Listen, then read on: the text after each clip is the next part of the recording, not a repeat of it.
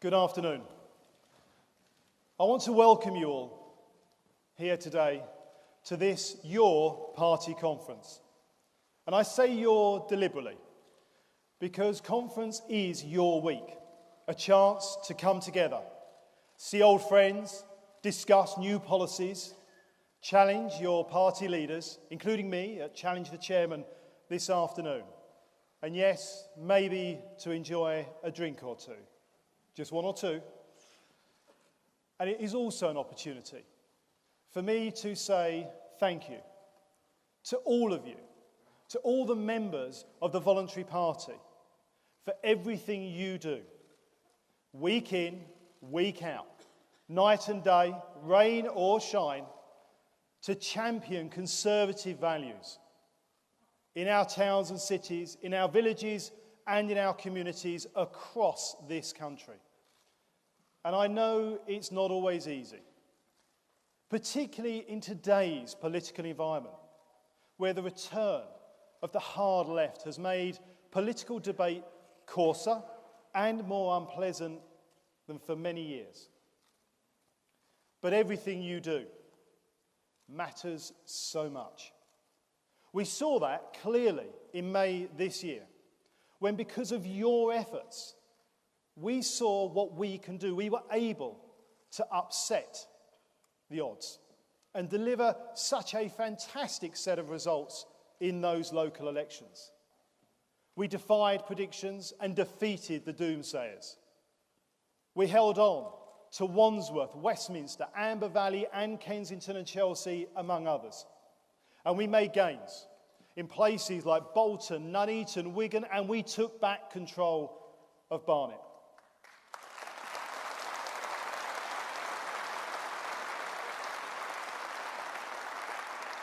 But they said we couldn't do it.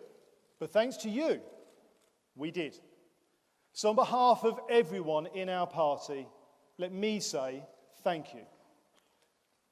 I also want to thank one person in particular, our brilliant Prime Minister, Theresa May.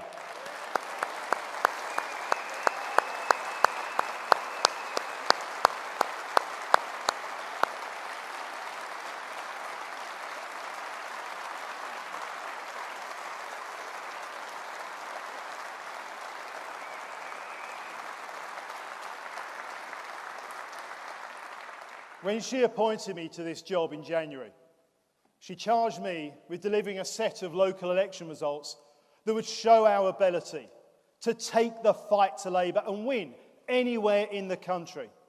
That is what we have done together.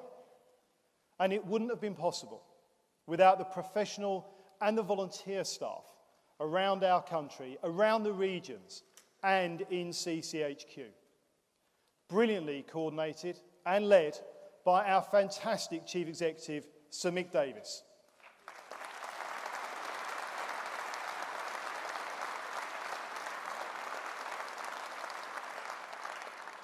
Thank you, Mick, for the support you have given to me personally and the years of phenomenal service you have given to our party. Thank you. I also want to thank my brilliant Deputy Chairman, James Cleverly.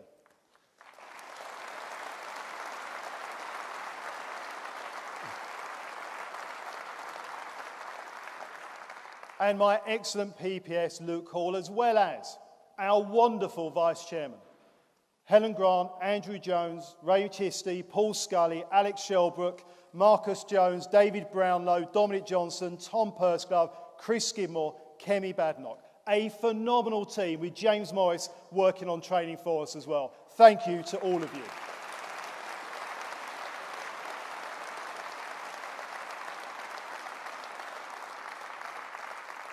Conference, for me, standing here today is the culmination of about a 20-year journey. A journey that began on the streets of Hutton South Ward in Brentwood back in 1998. I was a volunteer then, delivering leaflets, going door to door, and eventually putting my name forward for a local council seat. Never for 1 minute did I believe or even think that I might end up here, standing before you today as your chairman of this great party, helping to deliver Brexit and backing our Prime Minister to get a great deal for the best for Britain as we leave the European Union.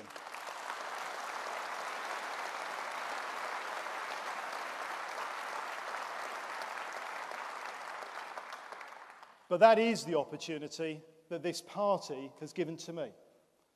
And providing opportunity has always been the driving purpose of my politics. And I think the driving purpose of our party. The belief, set out so powerfully by the Prime Minister on the steps of Downing Street on her first day on the job, that how far you go in life should be determined not by the circumstances of your birth, but by the dreams you have and how hard you are prepared to work for them. That is the very essence.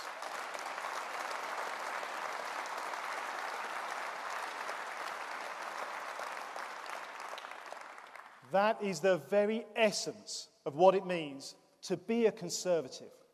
It is the belief that makes us all, every single one of us, part of the Conservative family.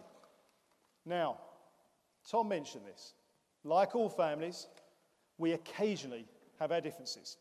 We won't always agree, but the shared belief in delivering opportunity, a belief passed down from generation to generation, will always bring us together.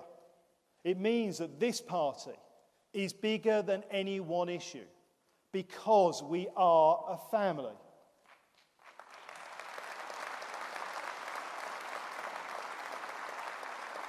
Now, conference, we have the eyes of the country on us over the next few days. And we as a party have a very simple choice. We can talk only about the things that matter to us, or we can take the opportunity to show people right across the country that we are, as ever, at their service, that we understand their priorities and hear their concerns, and that we are alive with the ideas and the energy to make the most of the opportunities ahead as we leave the European Union and chart a new course for ourselves in the world. I believe that is what we must do. Because we saw in Liverpool just earlier in the week that the Labour Party wants to undo everything that we have done and achieved as a country and take us back to square one. In Birmingham this week, we're looking ahead, focusing on delivering a great Brexit deal, and on making the most of the opportunities of Brexit as well. Because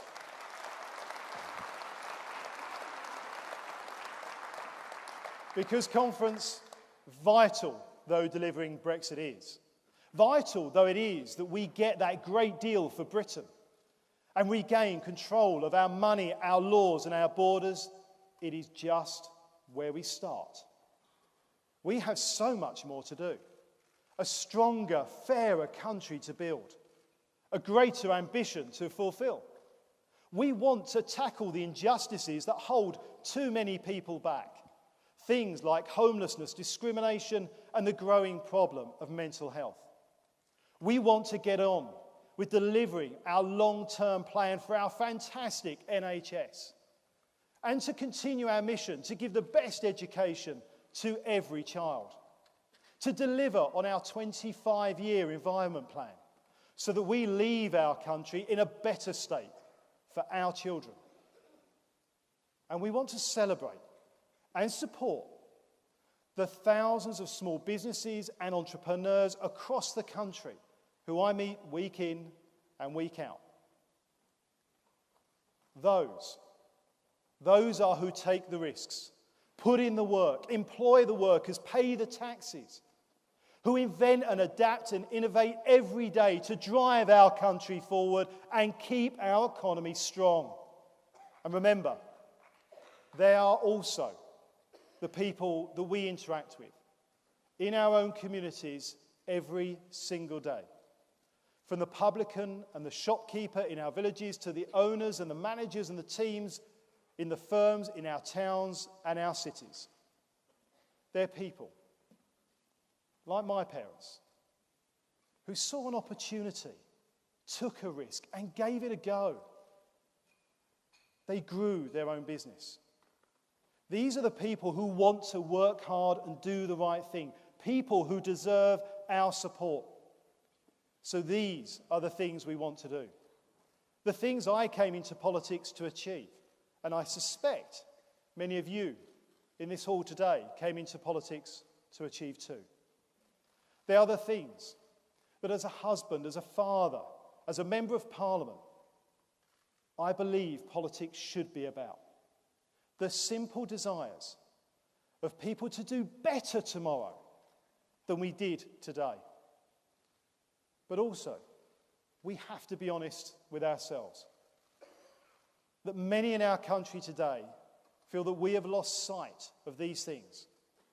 On many of the issues that are of greatest concern to them, they're not hearing what we have to say. So this week is an opportunity to set our focus on the things that matter to the people we are here to serve. Because that is conservatism at its best. It's pragmatic. It's about getting things done.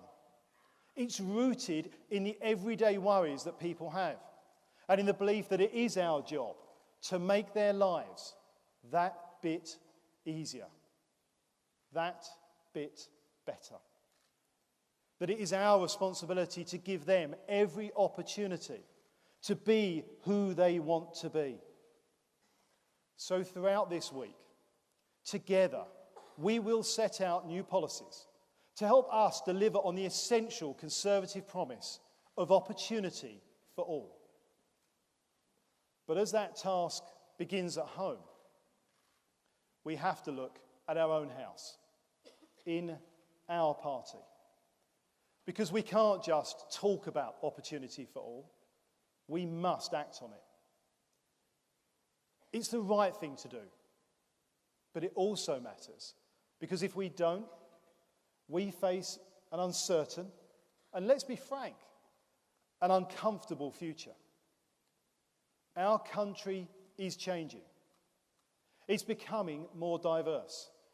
Young people are increasingly politically active, inspired by social media, the referendum and political campaigns.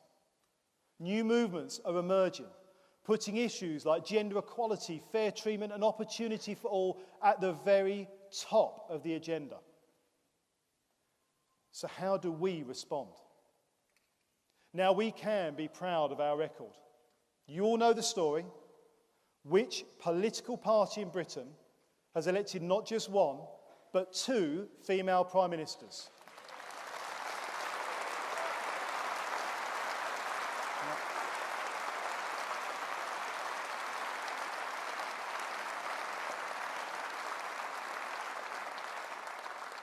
You're getting there before me.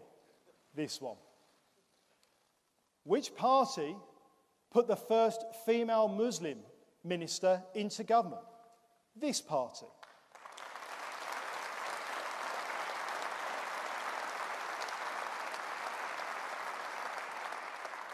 Which party appointed the first ever Lord Chancellor? Yes, this party, our party, the Conservative Party.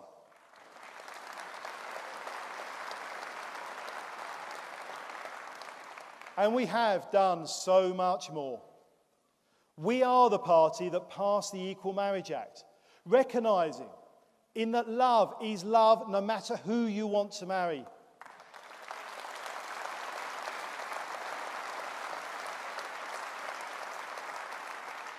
We are also the party that took action by reforming Stop and Search so that young black men were no longer unjustly targeted and confidence in the system could be restored.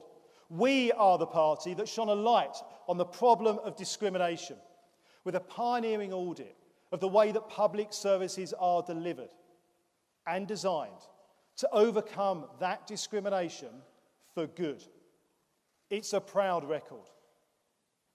But if we are honest, it hasn't done enough to change the perception that some people have of our party. So we must do far, far more.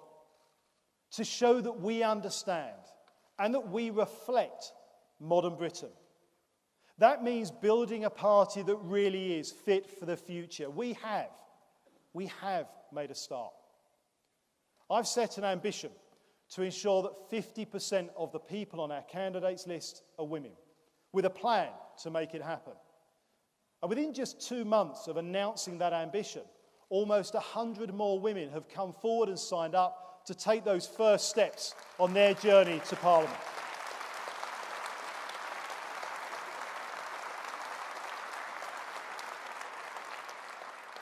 And that is a great start. We're also focusing on attracting more young people to our party. And I'm pleased to say that we have a record number of young people at our conference this week.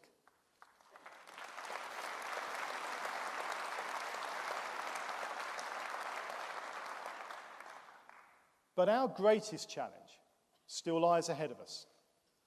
And that is winning more support from Black, Asian and minority ethnic communities. Now, I don't underestimate the size of this task. Our vote among ethnic minority voters is stalling. Yet we can be their natural home. Because these are the people who have done so much to build Britain. 100 years ago, in the First World War, at least 1.3 million Indians volunteered to fight for the British Army. 70 years ago, many travelled from around the world to make their home in this country and help build our fantastic NHS. Today, Muslim communities in Britain give more to charity than any other group, donating around £100 million to charities every year. A stunning example to us all. And the values that these things speak to, country, aspiration, self-reliance, hard work, are our values too. They are conservative values.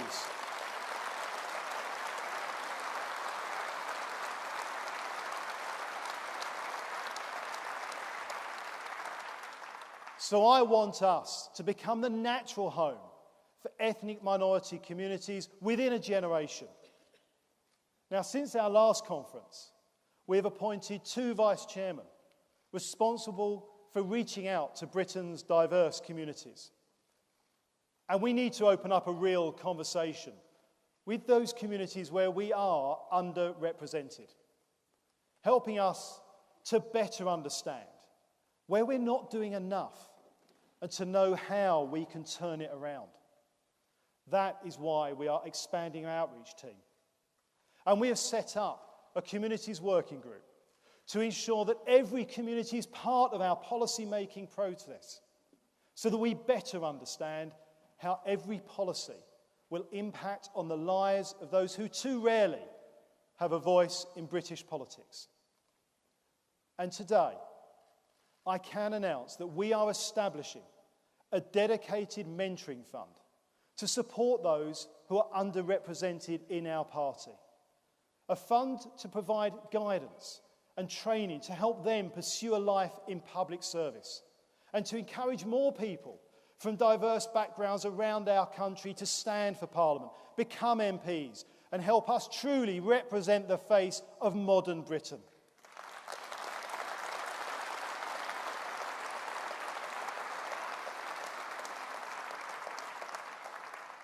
For if we don't make these changes, this party, the oldest political party in the world, faces a challenging future.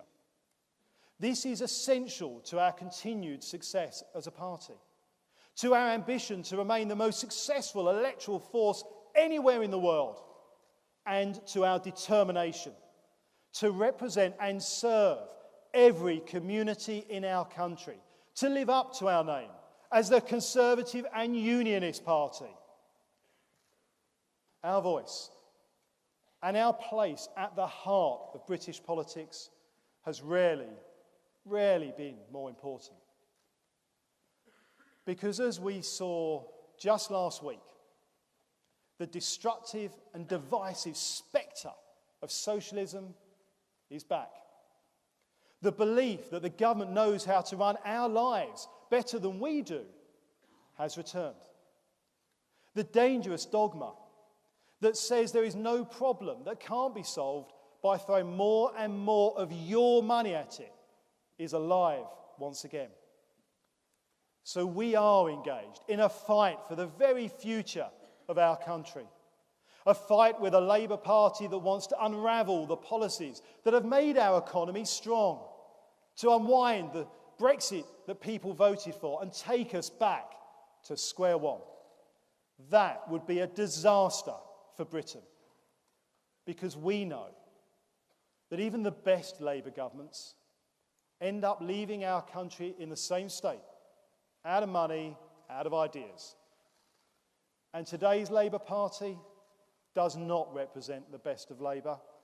It's the worst. An unreconstructed party of the hard left, a reversion to the bleak days of the past, a time that we all thought was long gone, a time of militants, Marxists and misogynists, of nasty prejudices and nonsensical ideas.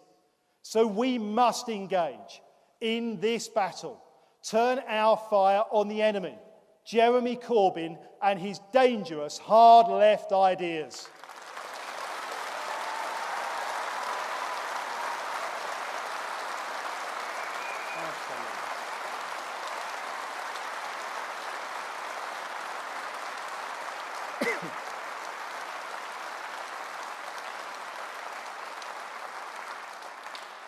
Because when we focus only on ourselves, we lose sight of the real threat to the future of our country. And it brings us closer to a government led by him. So let us come together and take the fight to Labour. Because the choice in British politics has rarely been so important or so clear. It's between a Conservative party, the party of the union that wants to spread opportunity and bring people together, and Jeremy Corbyn, a man who sanctions and tolerates division and hate, turns a blind eye to anti-Semitism, embraces militants and extremists, and supports our enemies against our friends. A man who, through his actions and his words over many years, has shown himself to be unqualified, untrustworthy, unfit to govern this great country.